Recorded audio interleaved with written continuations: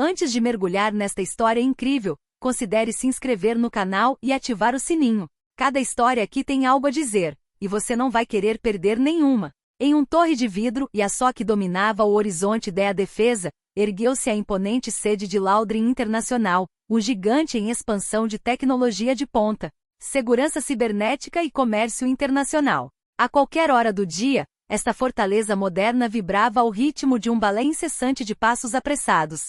Portas de vidro abrindo-se em silêncios abafados e cliques nervosos em teclados ergonômicos. As paredes cobertas por painéis de design e telas digitais que transmitiam continuamente os preços das ações e os últimos anúncios estratégicos.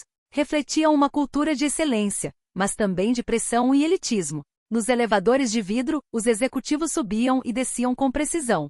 Vestiam ternos sob medida de marcas prestigiosas, relógios inteligentes de última geração e mantinham um rosto impassível, concentrados em suas metas trimestrais. Com os celulares colados aos ouvidos, realizavam aquisições multimilionárias sem olhar para nada que não brilhasse como seus distintivos premium. Neste mundo de números, jargões estratégicos e entregas urgentes, pessoas das sombras quase não existiam. Estavam lá, mas transparentes, invisíveis, funcionais, necessários sem serem reconhecidos. Entre eles, Seydu o porteiro. Todas as manhãs, antes mesmo do sol se refletir nas janelas espelhadas da torre, Seydu já estava lá, caminhando firmemente pelos corredores ainda silenciosos. Ele trabalhava ali há 6 longos anos, sem um único dia de atraso, sem nunca reclamar, sem nunca fazer barulho. Aos 50 e poucos anos, com a cabeça recuada, mas sempre bem cuidada. Ele usava seu uniforme azul meia-noite com um cuidado quase cerimonial.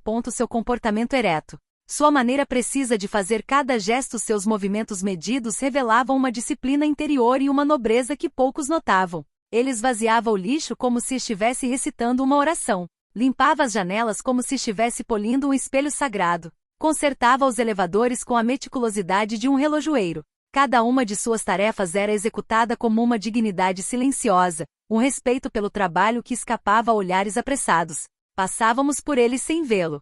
Às vezes, um funcionário lançava um olá, automaticamente sem nem parar. Outros caminhavam ao seu redor sem dizer uma palavra. Havia até um executivo sênior arrogante e sempre barulhento que o chamava de Senhor Limpo, em tom de zombaria, na esperança de provocar risos perto da máquina de café. Seydu, no entanto, não reagiu. Sorriu gentilmente, inclinou a cabeça e continuou seu caminho. Mas ninguém sabia.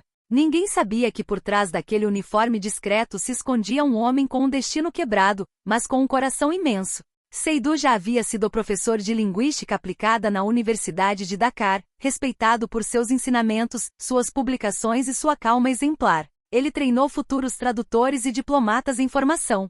Ele também foi intérprete para a União Africana, então consultor linguístico das Nações Unidas. Ele percorreu os corredores de Genebra, Nairobi e Bruxelas. Traduziu discursos de chefes de Estado, escreveu resumos diplomáticos e participou de cúpulas de paz. Ele era fluente em 9 idiomas: francês, inglês, espanhol, russo, mandarim, árabe, português, japonês e alemão.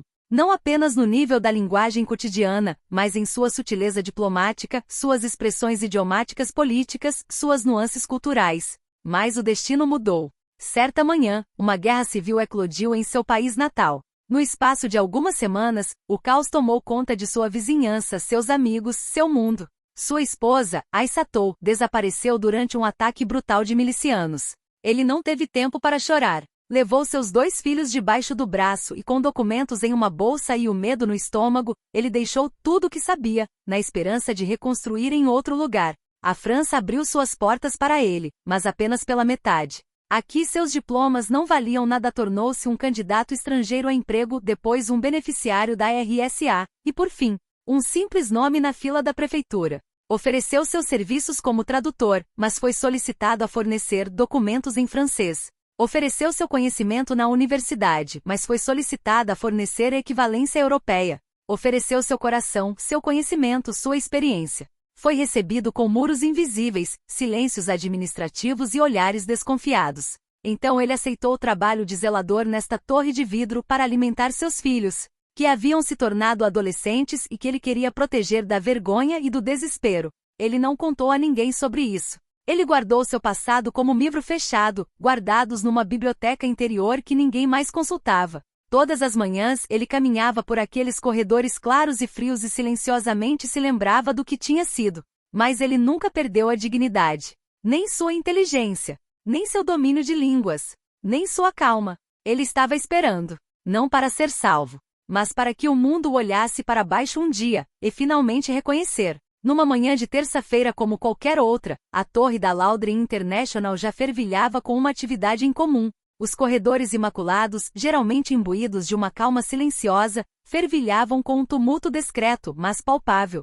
Era o dia de uma reunião crucial, um encontro que reunia as energias e os desafios da multinacional no auge de sua influência. Em poucas horas, a sede receberia 5 delegações internacionais de todos os cantos do globo. O Japão, com seus homens em impecáveis ternos pretos e seus sorrisos educados, mas reservados. Alemanha, rigorosa e precisa, carregando o peso de uma indústria poderosa. China, forte, ambiciosa, sempre de olho na participação de mercado. Brasil, caloroso e apaixonante com uma economia em expansão.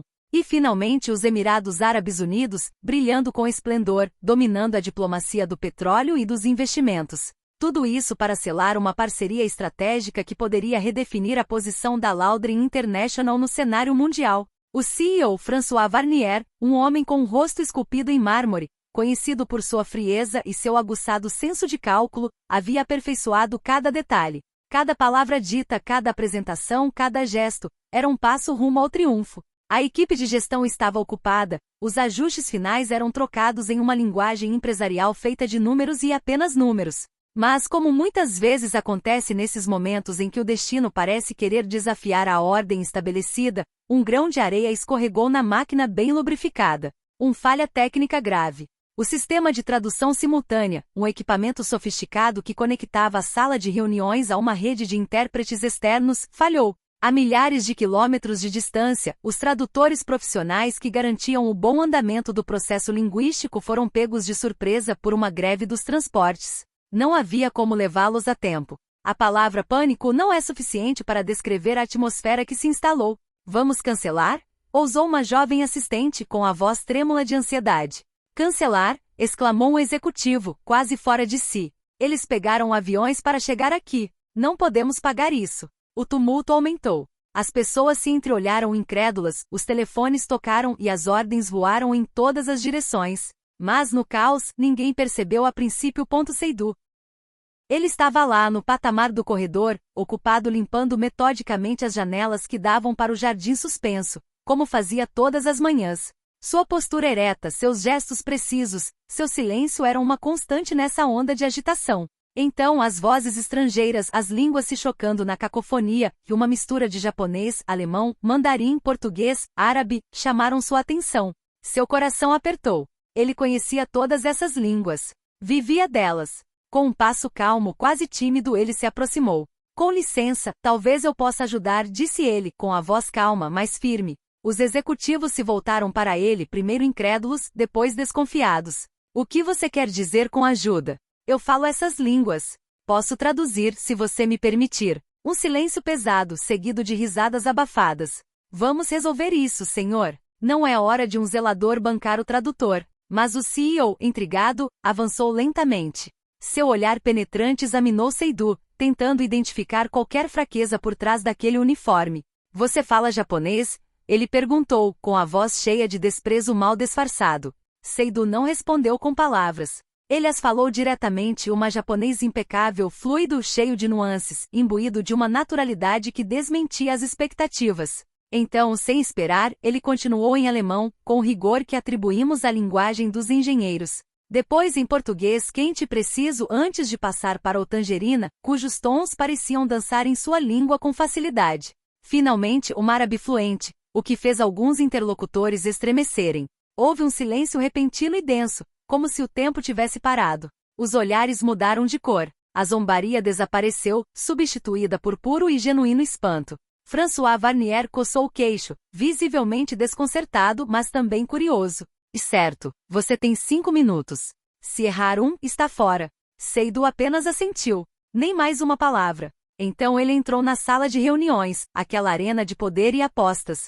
Com elegância inata, ele cumprimentou cada delegação em sua língua nativa, acolheu-as com cortesia diplomática e as convidou a se sentarem.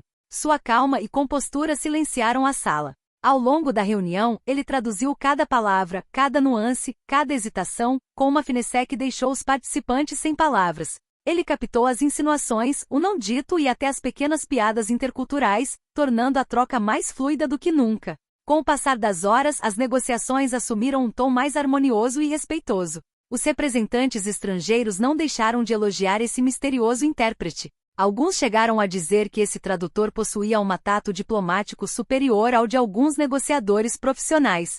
Ao final do dia, o acordo de parceria foi assinado sem problemas. As delegações deixaram a sede da Laudrin International com sorrisos sinceros, trocando apertos de mão firmes e olhares cúmplices. O clima inicial de desconfiança se transformou em nova confiança quase inesperado. Todos concordaram que o que poderia ter sido um desastre diplomático se transformou em um sucesso estratégico, graças a um homem que ninguém esperava. Nesta torre de vidro, símbolo de elitismo e controle, onde a arrogância e a hierarquia sempre ditaram as relações, um concierge acabava de lembrar a todos uma verdade elementar: talento, dignidade e grandeza humana não têm traje, não têm título, não têm andar determinado. Naquela mesma noite, nos escritórios ainda iluminados por lâmpadas de trabalho, os rumores circulavam como fogo.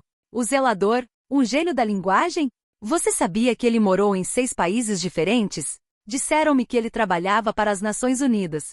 Ele tem doutorado em linguística aparentemente, ele falava até línguas raras que os tradutores clássicos não dominam. Alguns assentiram, envergonhados por terem ignorado o homem com quem cruzavam todos os dias sem sequer olhar. Outros, mais cínicos, tentaram minimizar. Bem, ele teve sorte de estar lá na hora certa. Mas no fundo, todos sabiam que o que viram naquele dia era excepcional. Na manhã seguinte, uma mensagem interna chegou à caixa de correio de todos. Reunião geral às 9 horas no auditório. Presença obrigatória. Era raro. Muito raro. A última Assembleia Geral havia sido realizada há vários anos. Os funcionários se aglomeravam na grande sala de conferências, com uma mistura de preocupação e curiosidade. Às 9 horas em ponto, François Warner subiu ao palco. Não tinha o sorriso diplomático de sempre, nem a postura indiferente. Segurava suas anotações na mão, mas não as consultou. Ele respirou fundo, olhou ao redor da sala e disse com uma voz profunda, mas calma: ontem, um homem salvou esta empresa de um grande fracasso diplomático. Ele demonstrou compostura, inteligência, autocontrole e profissionalismo exemplar. Ele fez uma pausa. Era possível ouvir uma agulha caindo. E esse homem é aquele que muitos de vocês ignoraram, desprezaram ou reduziram ao seu uniforme. Um arrepio percorreu a assembleia. Seydou Diarra. Ele se virou para o fundo da sala. Todos os olhos seguiram seu movimento. Seydou havia se levantado, vestido com fantasia acabada, uma camisa impecável sem gravata. Avançou com um passo calmo, humilde, quase intimidado. Alguns só o reconheceram quando o viram de perto. O CEO continuou: a partir de hoje, o Sr. Diarra se torna o novo diretor de comunicações internacionais da Laudrin International. E espero que esta lição de humildade permaneça gravada em suas memórias. Porque neste mundo onde a aparência muitas vezes dita o valor que atribuímos às pessoas, é hora de reaprender a ver ponto essencial. Aplausos irromperam. Tímidos a princípio. Depois mais prolongados. Alguns olharam para baixo envergonhados. Outros, genuinamente emocionados, aplaudiram com orgulho. Poucos dias depois, Seydou se instalou em seu novo escritório no 15º andar com vista para a cidade. Um quarto espaçoso, mobiliado com simplicidade, a sua imagem.